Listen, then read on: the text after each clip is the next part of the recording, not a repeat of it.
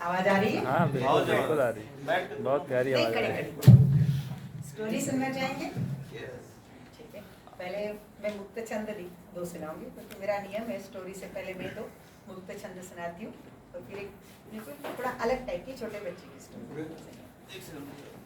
नहीं कोई बात नहीं, चलेगा।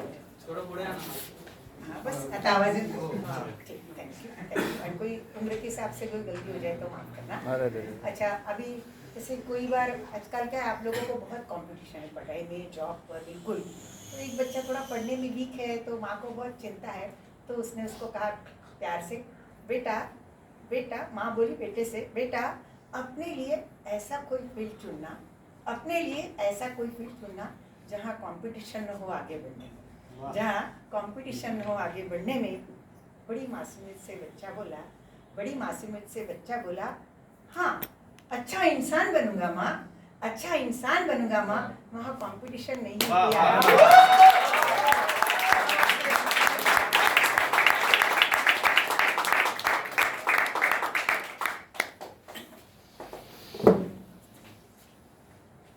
चांद सूरज, रात दिन, नदियाँ सागर, पृथ्वी, सारे देश और प्रांत, सब है विशाल, पर सबकी सरहदें भी तय है। ऐ दिल जरा बता मुझे, तू इतना सा छोटा सा, फिर तेरी सरहदें क्यों तय नहीं है?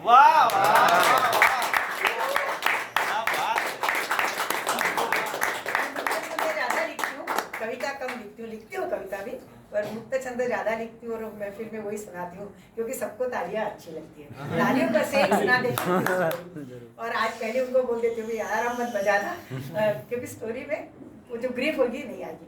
सबको बड़ी अच्छी लगती है, अपने लिए बजती गूंजती है तालियां, सबको बड़ी अच्छी लगती है, अपने लिए बजती गूंजती है तालियां, पर ऐसे सहज तो नहीं मिलती है तालियां।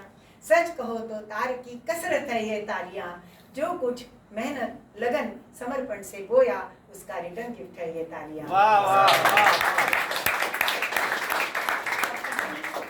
मुंबई के छोटे से एकदम मध्यम वर्गीय परिवार की कहानी है। एकदम मध्यम वर्गीय छोटा सा परिवार, 35 साल की उम्र के पिता, 30-32 साल की माँ, 8 साल का गुड्डू दीपू और 6 साल की गुड्डी उसकी बहन।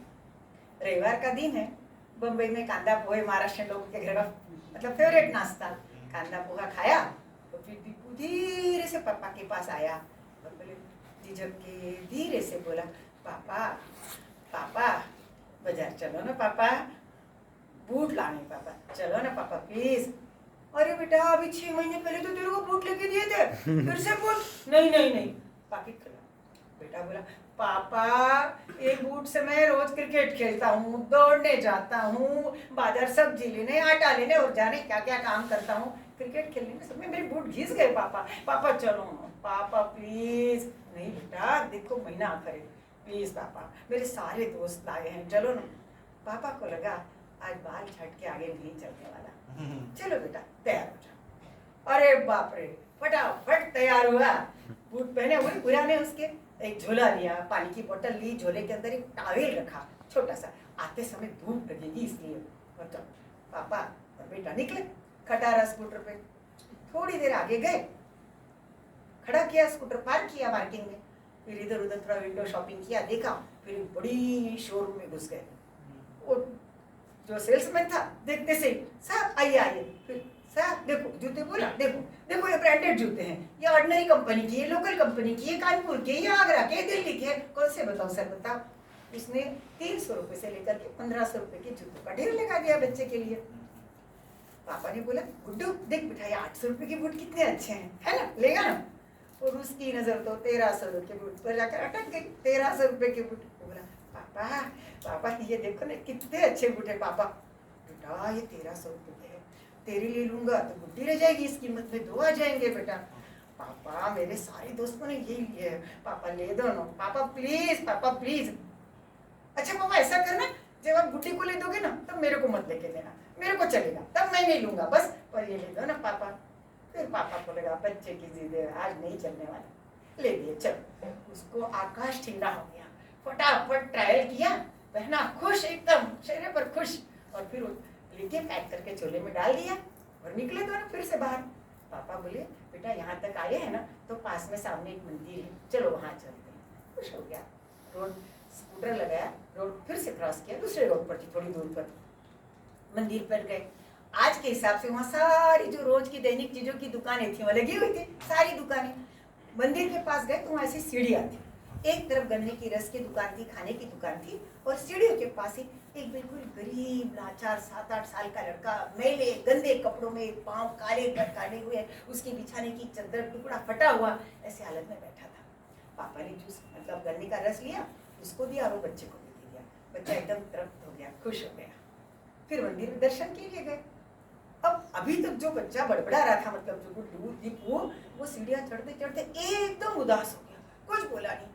उसके पापा को भी आश्चर्य लगा, अभी तक तो खूब गप्पे लड़ा था, बूट की बातें कर रही था, अब इसको क्या हो गया, एकदम चुप। आया, प्रसाद लिया, खाया, दर्शन किए, घंटा बजाई, नीचे उतरा, बूट पहने पुराने वाले, हाँ, फिर चल दिया।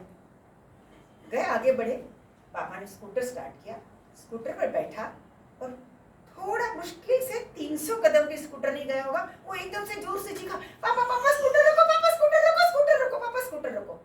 अरे बेटा क्या है यार, बेट बुड्डू, अब मैं कुछ नहीं लेके दूंगा, पहले से ही बोलता हूँ मेरे पास पैसे नहीं है। पापा मैं कहाँ कुछ मांगता हूँ, पापा स्कूटर रोको ना। पापा स्कूटर स्टैंड पे लगाते, ब्रेक लगाते, उतने में तो उसने जोरदार छलांग लगाई, रास्ता क्रॉस करके दौड़ने लगा, भागा। और पापा बेचारे स्कूटर लगाते लगाते स्टैंड पर लगाते लगाते, अरे अरे उधर कार आ रही, अरे वो ठेला गाड़ा आ रहा है, बेटा देख देख, वो ट्रक आ रहा है, बड़ा देख, वो साइकिल वाला आ रहा है, ठेले वाला आ रहा है, रुक जा मेरे बेटे, रुक जा रुक जा। वो काहे का रुकता, 4 छलांग में तो क्रॉस करके मंदिर में, और वहां उसके सामने दौड़ा था, हाँफ रहा था।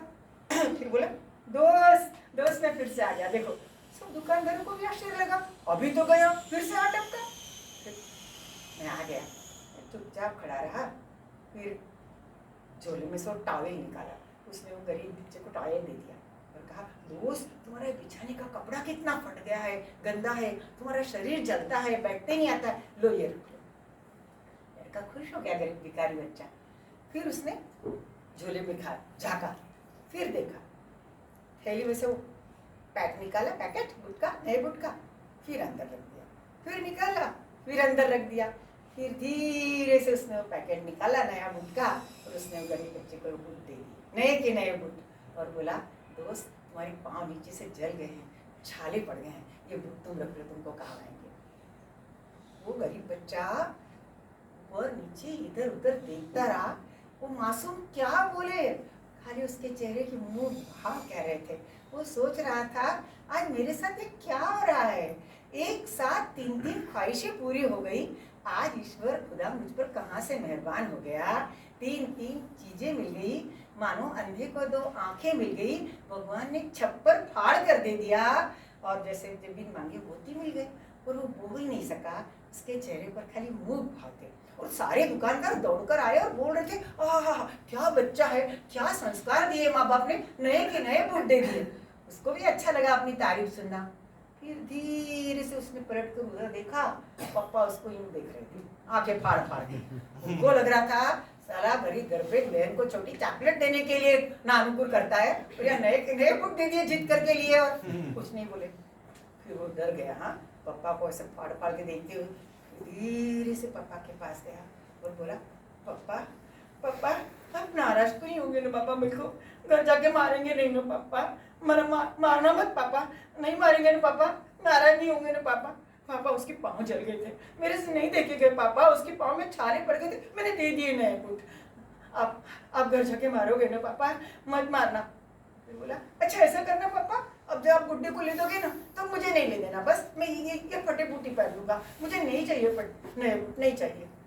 उसके पापा देखते रहे और फिर उन्होंने उसको कस के गले से लगा लिया और बोले नहीं बेटा, मैं तुझ पर बिल्कुल नाराज नहीं हूँ, मैं तुझ पर बिल्कुल नाराज नहीं हूँ, मुझे तो खुशी है कि मुझे ईश्वर ने तुझ जैसा समझदार, नेक, गरीबों को समझने वाला, दूसरों के दिल को समझने वाला सब बेटा दिया है। और कब से आंखों के कोरों में बंद करके रखा हो आंखों आंसू का झरना फूट पड़ा और उसके कंधे पर गया। वो समझ गया पापा नाराज नहीं हुए, पापा खुश है। एकदम से आंखें पोंछी, चलो पापा घर चलते हैं, चलो। दोनों निकल पड़े। फिर वो जाते जाते फिर से वो दोस्त को बोला, दोस्त मैं फिर से आऊंगा तुम्हारे लिए कोई गिफ्ट लेकर के, हाँ। और वो जाने लगा। कोई दूर से गिफ्ट बज रहा था, किसी की मुस्कुराहटों पे हो निशा, किसी के वास्ते तेरे दिल में क्या, किसी का दर्द